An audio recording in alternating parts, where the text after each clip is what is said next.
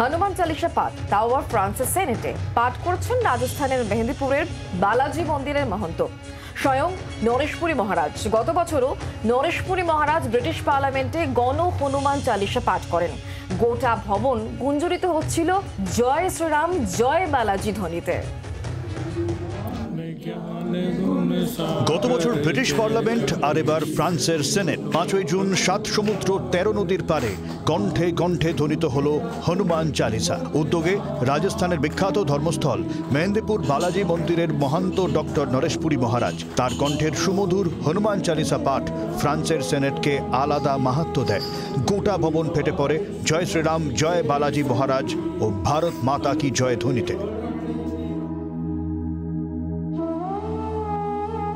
ভারত গৌরব পুরস্কার প্রদান অনুষ্ঠানে প্রধান অতিথি ছিলেন মহন্ত ডক্টর নরেশপুরী মহারাজ। একই সঙ্গে সম্মানিত করা হয় আধ্যাত্ম, সিনেমা, বাণিজ্য, শিল্প, ফ্যাশন এবং সাহিত্য জগতের 18 জন আন্তর্জাতিক খ্যাতি সম্পন্ন ব্যক্তিত্বকে। এদের মধ্যে ছিলেন কমলেশ ডি প্যাটেল, পরিচালক অন্নু কাপুর প্রমুখ।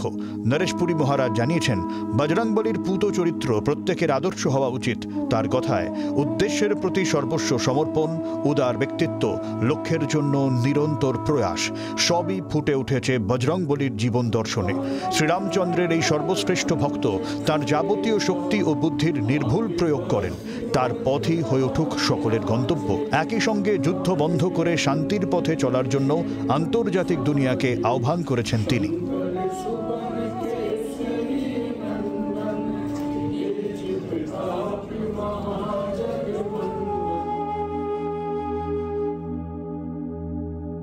ফ্রান্সের মন্ত্রী প্রিস্কা থেভেন্ট, ফরাসি সেনেটের ভাইস প্রেসিডেন্ট ডোমিনিক থিওফাইল, ভারতীয় দূতাবাসের একাধিক আধিকারিক সহ বহু নামি দামি ব্যক্তি যোগ দেন এই অনুষ্ঠানে। ডক্টর নরেশপুরী মহারাজ যখন হনুমান চালিসা পাঠ শুরু করেন তখন সমবেতভাবে যোগ দেন এরা। এর আগে ব্রিটিশ পার্লামেন্টেও হনুমান চালিসা পাঠ করেন নরেশপুরী মহারাজ।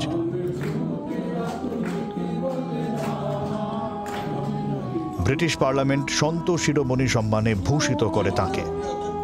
ব্যুরো রিপোর্ট, জি 24 ঘন্টা।